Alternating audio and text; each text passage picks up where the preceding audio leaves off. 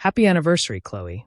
Since you've failed to provide my son with a child, consider this your gift, Robert said, his tone sharp enough to cut through the chatter in the room.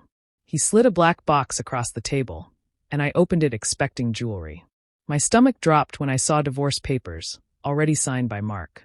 Every clink of silverware suddenly sounded like thunder. I turned to my husband, the man I'd loved for 5 years, but he wouldn't even meet my eyes. He just stared at his plate, as if I wasn't even there.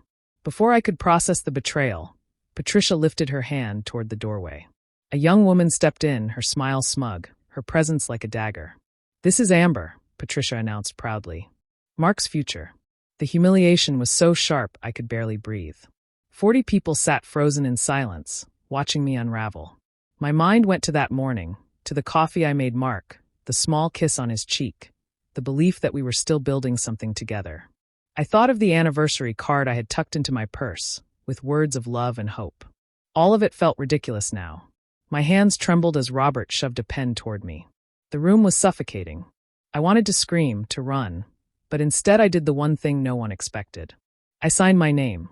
The scratch of the pen on paper sealed the end of my marriage in front of an audience who witnessed my downfall. Robert leaned back in satisfaction, his grin wide, as if he had won some grand battle. Patricia squeezed Amber's hand like she had just delivered the heir they had been waiting for. Mark stayed silent, a coward hiding behind their cruelty. I felt broken, stripped of every piece of dignity. Then Jessica stood. My best friend, who had been quiet all night, straightened her shoulders. "Since we're exchanging gifts," she said, her voice calm but sharp, "I have one for you, Robert." She pulled a manila envelope from her bag and placed it in front of him. The room shifted, the energy no longer focused on me but on the box now in his hands. Robert's smug expression faltered as he tore it open and scanned the pages. His face drained of color, his mouth tightening, his confidence evaporating in seconds. The silence that followed was heavy, but different this time. The power in the room shifted. Robert's hand shook, the paper slipping slightly from his grip. Patricia's eyes widened, Amber's smirk vanished, and Mark finally looked up. The smirk that had burned me minutes before was gone from Robert's face, replaced by something I had never seen in him, fear. For the first time that night, I wasn't the one trembling. The sun streamed through the curtains that morning, and I woke with a sense of joy. It was our 5th anniversary, a day I had marked on the calendar weeks ago. I turned to Mark, who was already dressed, typing something on his phone. He gave me a brief smile, and I took it as a sign of his usual morning rush. I made breakfast, setting his favorite mug of coffee on the table, and thought about how lucky I was. We had a home that felt warm, a life that looked steady, and friends who had celebrated many milestones with us. To me, it seemed like we had built something solid. I spent weeks preparing for the dinner at Robert and Patricia's house. They always hosted with such grandeur, and I wanted this evening to reflect the love I had for Mark. Every detail mattered, from the flowers on the tables to the seating arrangement. I wanted his parents to see me not just as a wife, but as someone who belonged fully in their family. Their remarks over the years, little comments about me not being enough or hints about children, had weighed on me, but I hoped tonight would soften them. As I ironed my dress, memories of our wedding day came flooding back. I could still hear Mark's vows, the way he promised to stand by me in every storm. I remembered the laughter, the dancing, and how we both felt like the world belonged to us. Those words had been my anchor through the ups and downs, and I clung to them as I prepared for this evening. The house was quiet as I finished packing the things I planned to bring. Mark left early, saying he had errands to run before heading over. I didn't question it. I focused on my own excitement, picturing the two of us walking into the room, hand in hand, as a strong couple celebrating 5 years together. Arriving at Robert and Patricia's place, I was struck again by the size of their home. It was the kind of place that could intimidate anyone, but I told myself I was part of it too. Inside, the staff was setting the tables, and Patricia gave me a polite but distant smile. I ignored the coolness in her tone when she asked about the arrangements. Instead, I placed the flowers I had chosen carefully on the dining table, hoping the bright colors would lift the mood. As I moved around the room making sure everything looked perfect, I let myself imagine how the night might unfold. I pictured Robert raising a glass to us, Patricia offering a genuine smile, and Mark looking at me with the same warmth he once had. My heart swelled at the thought of it. I wanted nothing more than to prove that the life we had built together was real, and that I was worthy of standing by his side in every way. By the time the guests began to arrive, I felt ready. I believed this evening would bring a shift, a chance for his family to finally see me not as an outsider, but as someone they could embrace. Carrying that hope, I smoothed my dress and walked into the dining room, holding on to the dream that tonight would change everything. I moved around the dining hall, checking the flowers, adjusting plates, and straightening napkins. At first, I thought everything was falling into place, but the longer I stayed, the more unsettled I felt. Patricia walked in, her smile brighter than usual, almost forced. She fussed over the table settings, humming in a way that didn't match her usual sharp tone with me. She kept repeating little phrases like, "Tonight will be so special," and "It's a fresh start for everyone." Her words sounded harmless, yet there was something hidden beneath them that made my chest tighten. Robert wasn't any better. He stood near the entrance, greeting a few relatives as they arrived early. Instead of small talk, he spoke about a new chapter and the family's legacy. His choice of words struck me as odd, especially on an evening meant to celebrate a marriage. Every time I caught his eye, he gave me a smile that didn't quite reach his face. Mark arrived later than expected, his tie loose and his expression restless. I touched his arm and whispered that he seemed tense. He shook his head quickly, saying it was just a busy day, nothing to worry about. But the way he avoided looking directly at me gnawed at me. Normally, he would share little details about his stress, but tonight he shut me out completely. As more people filled the room, the atmosphere grew heavy. I walked past groups of relatives chatting quietly, only for their conversations to stop the moment I stepped closer.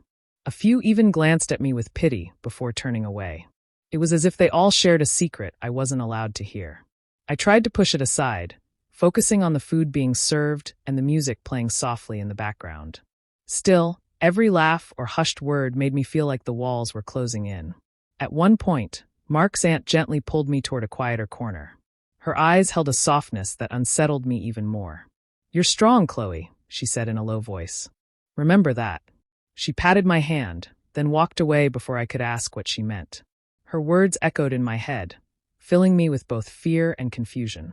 I tried to distract myself by chatting with Jessica, who had just arrived, but even she seemed to be studying me carefully, as though she was waiting for something to happen. I felt myself growing smaller with every passing minute. The unease wrapped around me like a tight rope. Patricia's excitement, Robert's strange speeches, Mark's silence, and the whispers I couldn't understand all blended into one overwhelming sense of dread. Yet I told myself I was imagining it. I convinced myself the tension came from my own insecurities, from the constant reminder that I hadn't given them the grandchild they wanted. Holding on to that thought was easier than facing the possibility that something far worse was unfolding right before my eyes. Looking back, I can see the signs were there long before that night. Mark hadn't just grown quiet because of family pressure or the topic of children. His distance was different, heavier, almost like he was living a separate life I wasn't invited into. I tried to ignore it at first, but the small discoveries began to pile up, each one leaving me unsettled. One evening while sorting through the laundry, I found a folded receipt tucked into his jacket pocket.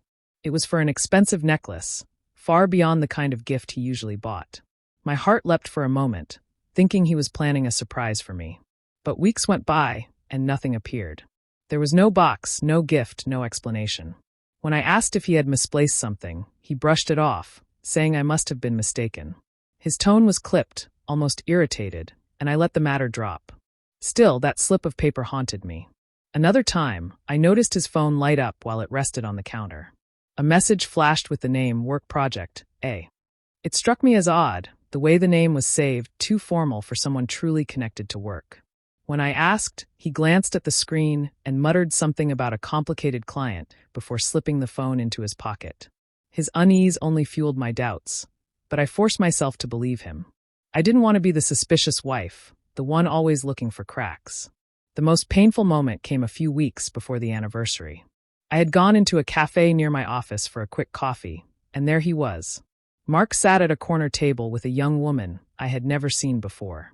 The way they leaned toward each other, laughing softly, their heads almost touching, it was far too intimate to mistake for business. My chest tightened as I froze near the door. He noticed me instantly, his eyes widening before he quickly introduced her as Amber. He called her a client, someone overly demanding, and assured me it wasn't what it looked like. His words were smooth, his smile practiced, and I wanted so badly to trust him that I pushed the image out of my mind. Even then, a voice inside me whispered that something was wrong. Every missed dinner, every late-night meeting, every dismissive explanation chipped away at the man I thought I knew. But instead of confronting him, I turned the blame inward. Maybe I was too focused on the child we hadn't had. Maybe I was failing him in ways I couldn't see. I convinced myself that the distance was my fault, that if I tried harder, he would come back to me. So I buried my doubts, pretending everything was fine. I smiled through the unease, telling myself love required patience and sacrifice. Deep down, though, the truth lingered like a shadow, waiting for the moment it would finally step into the light. The plates were cleared, and soft chatter filled the room as dessert was set on the long table.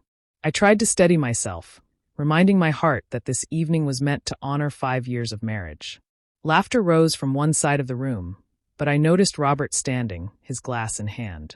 The room quieted at once. Everyone expected words of praise, perhaps a kind blessing for me and Mark. Robert began speaking about family, but his tone carried no warmth. He talked of strength, legacy, and the kind of bloodline that endures. Each word felt heavy, like stones being stacked on my chest. I forced a smile, waiting for him to turn toward us with something kinder. Instead, his gaze landed directly on me. He set a black box on the table, sliding it slowly in my direction. The hush that followed was unbearable. My fingers trembled as I lifted the lid, expecting jewelry, something symbolic of the years I had shared with Mark. Inside lay crisp documents, the unmistakable outline of legal forms. At the top, bold letters spelled what my heart already knew: divorce. My eyes darted to Mark, but he stared down at his plate, his silence louder than any admission. The room shifted. Murmurs rippled through the guests. My breath caught, and the walls seemed to tilt around me. This was no accident, no misunderstanding. It was a staged humiliation, and everyone was a witness. Robert's expression held satisfaction, as though he had delivered a righteous blow. Before I could find words, Patricia rose and motioned toward the doorway. A young woman stepped in, her posture confident, her smile deliberate. Patricia's voice carried through the silence. "This is Amber. She will give us the future Chloe never could." The words sliced through me, each syllable colder than the last. Amber walked forward. Her presence meant to seal my replacement before my own marriage had even ended. Gasps broke from a few guests, while others lowered their eyes, unable to look at me. I felt stripped bare, exposed in front of friends and relatives who had come to celebrate, but instead witnessed my ruin. My pulse pounded as I stared at the papers. 5 years reduced to signatures. Memories of promises, laughter, and small daily moments collided with the cruel reality now sitting in front of me. My hands refused to move, though every eye in the room pressed me to react. Mark stayed mute, a shadow of the man who once swore he loved me. The betrayal weighed on me like lead, crushing every piece of dignity I had left. The whispers around the table grew louder, but inside me there was only silence, a hollow space where love had once lived. The cruelty of that announcement would not fade. It carved itself into me, shaping a wound I knew would never fully heal. My hands shook as the papers lay before me. The weight of so many eyes pressed down, every glance cutting into me like a blade. I felt stripped of every layer of pride, standing alone in a room filled with people who were supposed to be family. The silence dragged on, broken only by the faint clinking of glasses as someone shifted nervously. My chest ached, and the air itself seemed to turn heavy, thick enough to choke me. Robert leaned forward, his expression smug, certain of his triumph. Mark's refusal to meet my gaze was a wound deeper than the papers themselves. No words came from him, no attempt to soften the blow or explain. I understood then that I was not only abandoned but discarded. I looked at my trembling hand, then at the pen resting beside the documents. 1,000 thoughts raced through me, but each ended in the same place. There was no escape. I bent forward, pressed the tip to the page, and watched as my name stretched across the line. With every letter I wrote, it felt like another piece of me was breaking away. When it was done, I set the pen down with a finality that stole my breath. The room erupted, not with sympathy but with Robert's satisfaction. He raised his glass, declaring it the start of a brighter tomorrow. Patricia smiled tightly. Amber remained poised at the edge of the table, and Mark stayed rooted in his silence. Their victory was complete, at least in their eyes. I sat motionless, drained, my world in ruins. Then Jessica's chair scraped back against the floor. The sound cut through the air like a warning. She rose slowly, her expression steady, her voice calm but edged with steel. "Since gifts are being exchanged tonight," she said, "I have one too." She held up a manila envelope, her hand firm, her eyes locked on Robert. The chatter died instantly. Robert frowned, his confidence faltering for the first time that evening. "And what's this supposed to be?" he asked, his tone sharp. Jessica didn't flinch. "Something you should have checked before orchestrating this little scene. You should have done your homework." Her words rang out clearly, carrying across the table and landing like a challenge. The atmosphere shifted in an instant. The mocking smiles vanished, replaced by uneasy glances. Robert reached for the envelope, his hand slower than before, suspicion written all over his face. Patricia leaned closer, her lips pressed into a thin line. Amber's smirk faded, and even Mark finally looked up, his composure cracking. I watched, numb yet suddenly alert, as Jessica laid the envelope before Robert. For the first time all evening, the power in the room shifted away from them. My humiliation gave way to a tense silence, charged with something new. It was no longer about my brokenness. It was about what was inside that envelope, and what it could do to the people who thought they had already won. Robert's fingers tore through the seal with the impatience of a man certain nothing inside could shake him. He pulled out the papers, his eyes scanning quickly at first, then slowing as the lines sank in. The color drained from his face, his confident posture shrinking with every word he read. A silence heavier than before swept across the room. Guests leaned closer, whispering in confusion, waiting for someone to explain what had just broken the certainty on Robert's face. Jessica stood tall, her voice clear and steady. "Those are medical results," she said, her gaze never leaving Robert. "Chloe is 8 weeks pregnant. The tests were confirmed 2 days ago." The words struck like lightning. Gasps erupted around the table. Chairs scraped as people shifted, trying to process what they had just heard. Patricia's hand flew to her mouth, her eyes wide in disbelief. Amber froze, her confident smile vanishing, while Mark's head jerked up, his lips parting as though he might speak, but no sound came out. I sat still, the moment almost unreal. I had imagined revealing the news differently, softly, with joy, in private between Mark and me.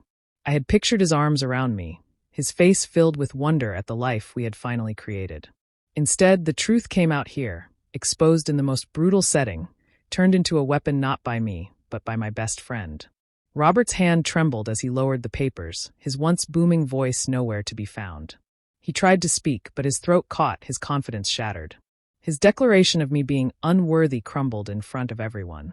The irony burned through the air. Guests began to murmur louder now, some shaking their heads at the cruelty of what had just been done. A cousin whispered, "She's carrying his child," and others nodded, their expressions a mix of shock and pity. The judgment that had been aimed at me moments earlier was now turned back on Robert, on Patricia, on Mark, and on Amber, who stood awkwardly by the doorway, her presence suddenly unbearable. Mark's eyes finally met mine. They were wide, full of something between regret and panic. His mouth moved as if he wanted to take back everything, to erase what had just happened. But there were no words that could undo what he had allowed. He had sat silent while I was torn apart, and now the truth had come too late. I felt the weight of every eye in the room, but for once I wasn't the one shrinking under it. The papers Jessica had handed over spoke louder than any defense I could have given. I was carrying the very future they claimed I could never provide. The silence that followed was sharp, broken only by Patricia's faint sob. Robert slumped back in his chair, the authority he carried moments ago stripped from him. The triumph they had paraded in front of me collapsed, replaced by shame and disbelief. The truth had turned everything upside down, and no one at that table would ever forget it. The room exploded the moment Jessica's words settled. Mark stumbled to his feet, his face pale, his mouth moving faster than his thoughts. "Chloe, wait, we can fix this." "I didn't mean for any of this to happen," he stammered, reaching toward me but stopping short when he realized nothing he said could erase what he'd done. His eyes darted between me and the papers on the table, desperation replacing the cold silence he had worn all evening. Patricia's voice broke through his fumbling. She clutched at Robert's arm, tears streaming down her face. "Our grandchild," she whispered, then louder. "We can't lose our grandchild." The same woman who moments before had introduced another woman as my replacement now wept as though I owed her something. Her cries filled the room, but I felt no sympathy. Robert sat frozen, his lips pressed tightly together, the papers trembling in his grip. The confidence he carried like armor had fallen away completely. His head hung low, unable to meet anyone's eyes, stripped of the power he had wielded so carelessly. I pushed my chair back and rose slowly. My legs felt weak, but inside me something solid had formed. I looked around the table, at every face that had watched me suffer without speaking, and finally let my voice carry the truth. "You didn't just cast me aside tonight," I said clearly, my hands resting on the edge of the table. "You cast away your own grandchild." The words struck harder than any revelation. The room grew still again, save for Patricia's sobs and Mark's broken protests. I held their gaze, one by one, until not a single person could look away. "You wanted me gone. You got what you wished for. And it's the best gift you could have given me," I continued. "Because now my child will grow up free of this cruelty. They will never feel the rejection I felt tonight. They will never be treated as unworthy before they've even taken a breath." Amber shifted uncomfortably near the doorway, the pride she carried moments earlier gone. The relatives whispered among themselves, some glaring at Mark, others shaking their heads at Robert and Patricia. What had begun as their attempt to shame me had turned into their downfall, and everyone in that room saw it. I straightened my shoulders, no longer the woman cowering under their judgment. The papers that had once felt like chains now felt like keys, unlocking a future far away from their poison. The humiliation they thought would crush me had instead set me free. Mark's voice cracked as he begged again. "Chloe, please, don't leave me like this." But his pleas no longer had power over me. I stepped back from the table, my decision carved deep inside me. They had chosen their victory, and with it, they had lost far more than they ever realized. I felt Jessica's hand slip gently into mine as I stood, and together we walked toward the door. Behind us, the room boiled with noise, Mark's desperate voice calling my name, Patricia's sobs rising and falling, Robert's silence heavier than all of it. But I didn't turn back. For the first time that night, my feet felt steady. Every step toward the exit loosened a weight that had been pressing down on me for years. The air outside was sharp against my skin, a relief after the suffocating tension of the dining room. Jessica guided me quietly to her car, shielding me from the chaos inside. I heard the faint sound of Mark's footsteps rushing after us, his voice pleading, but the slam of the car door cut it off. Sitting there, with Jessica's calm presence beside me, I felt a strange quiet settle in. As we pulled away, I looked out the window at the grand house shrinking behind us. It had always felt like a place where I had to prove myself, a place where love came with conditions I could never meet. Now, as the lights blurred into the distance, I realized that house had never been a home. It had been a cage. And tonight, I had walked out of it. The drive was silent at first, but it wasn't the kind of silence that hurt. It was steady, almost healing. My thoughts ran back over the years of judgment, of whispered comparisons, of being treated like less than enough. And then my mind shifted to what lay ahead. My child. My own future. The pages I had signed no longer felt like the end of something. They felt like the start of something entirely mine. When we arrived at Jessica's place, she led me inside, her arms still steadying me even though I no longer felt like I was falling. The warmth of her home was simple but comforting, the opposite of the cold grandeur I had left behind. She made tea, and we sat together without needing to say much. It was then, as I rested a hand on my stomach, that the truth finally sank in. I wasn't just leaving a broken marriage. I was stepping into motherhood, carrying a life that deserved better than the weight of that family's bitterness. The thought steadied me more than anything else could. My baby and I, we were free. Jessica reached across the table and gave my hand a squeeze. "You're stronger than you think," she said softly. And for the first time in a long while, I believed it. I knew there would be difficult days ahead, but they would be my days. No more living under someone else's control. No more shrinking to fit into a family that had never wanted me whole. As I sat in that quiet room, I let the resolve settle in me. I had walked away, and I was never going back. A year had passed, and my life felt unrecognizable in the best way. I woke each morning to the soft coos of my baby girl, Grace, her tiny hand curling around my finger as if claiming me completely. My home, though smaller than the one I had left behind, was warm, bright, and filled with the kind of peace I had never known. Every corner reflected my choices, my independence, and the life I had finally claimed for myself. The divorce had been over before I could fully process it. The evidence of cruelty and manipulation from Mark and his family had made it swift, and the outcome left me with freedom rather than regret. Mark had tried to contact me, his messages polite at first, then desperate, but I had moved on. The anger I once felt toward him had softened into something quieter, a calm understanding that I didn't need him to validate my life. My work gave me purpose beyond motherhood. Each day I immersed myself in projects I cared about, earning respect and recognition in ways I had never imagined. The stress of pleasing others, bending to expectations that weren't mine, had vanished. I made decisions for myself, and for Grace, and every small victory felt sweeter because it was earned without compromise. Evenings were my favorite.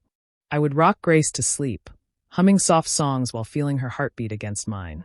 Those moments, quiet and unhurried, reminded me of what I had gained. No one had dictated my happiness. No one had threatened the life I was building. I was free from judgment, free from the constant comparisons, free from the family that had once sought to break me. The ultimate revenge was never about confrontation or anger. It was simple, serene, and complete. It was in the laughter that filled our home, in the warmth of my little family, in the confidence that every choice I made now was mine alone. Mark and his family had valued lineage and control over love, and their cruelty had only pushed me to a better life. As Grace's eyelids grew heavy and her breathing slowed, I held her a little tighter. The world outside no longer had power over me. The greatest gift I had received wasn't revenge or proof of their failure. It was freedom, a life rebuilt from heartbreak into happiness, and a future bright with promise for both of us.